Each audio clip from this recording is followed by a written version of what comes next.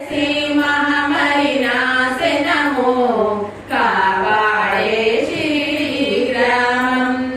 అగ్నిహోత్రి శాస్త్రికి లీలాహాస్యం చూపించి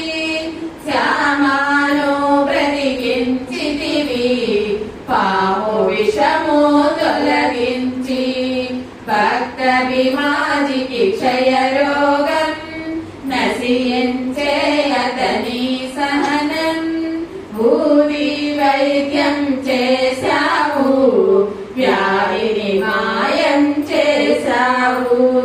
కాకాజీకి గోసాయి విఠలా